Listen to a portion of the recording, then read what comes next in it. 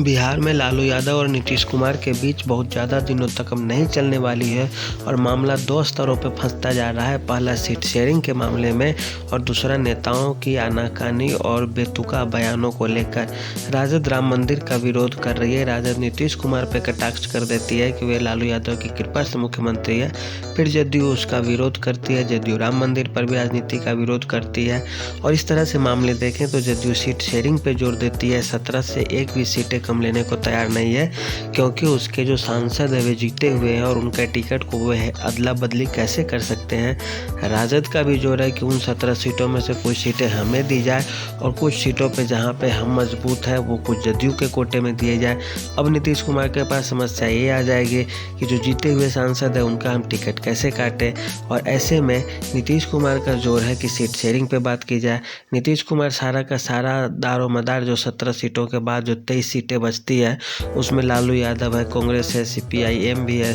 तो communist party, Congress, Lalu Yadav तीनों के लिए 23 सीटें बचती हैं। अब राजद का मानना है कि हम बड़ी पार्टी है, हमारा वोट बैंक भी ज़्यादा है क्योंकि राजद शुरुआत ही करती है अपनी 30% वोट बैंक से।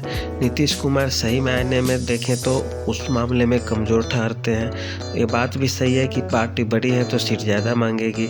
राजद का मन होगा हम 20-22 सीटों पर लड़े, जदयू थोड़े कम पे लड़े, कांग्रेस और कम पे लड़े, CPI सबसे कम पे लड़े।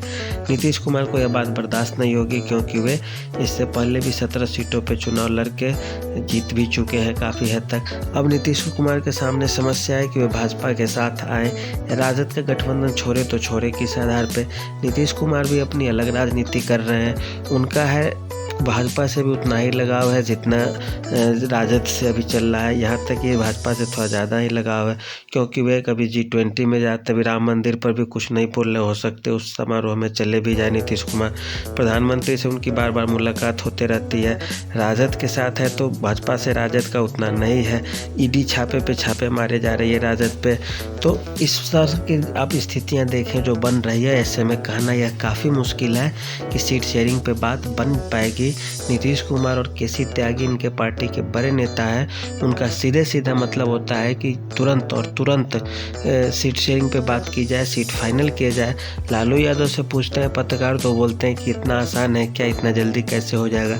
इसका मतलब है कि राजद की तरफ से कोई जल्दबाजी है ही नहीं।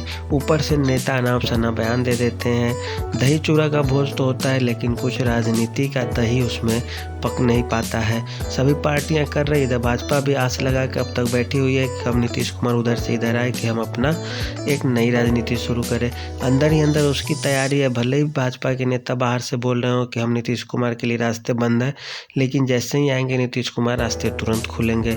हाँ, सीटों में थोड़ा बहुत अदला बदली की बात है तो हो सकती है लेकिन बहुत ज़्यादा अंतर होने वाला नहीं है। अब भाजपा और जदयू की बात की जाए तो दोनों जब आएंगे तो फिर सीटों पर बात की जाएगी।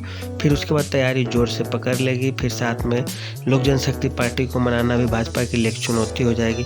तो स्थिति कुल मिलाकर देखें तो जटिल होते, लेकिन यह जरूर है कि महागठबंधन में खासकर राजद और जदयू के बीच सीट शेयरिंग का मामला इतना आसान न होने वाला है क्योंकि जदयू के पास मुख्यमंत्री का पद है, नीतीश कुमार जैसा बड़ा चेहरा है।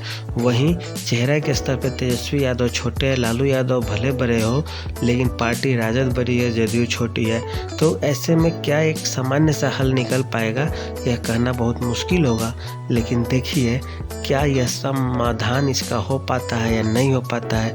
राजनीतिक विश्लेषक तो यही मानते हैं कि इसका समाधान मुश्किल है और नीतीश कुमार फिर से इसी कारण NDA में शामिल हो सकते हैं और फिर से अमित शाह, मोदी और नीतीश की जोड़ी एक साथ लोकसभा चुनाव 2024 का लड़ेंगी। कैसा लगा हमें बताइएगा। आज के लिए धन्यवाद।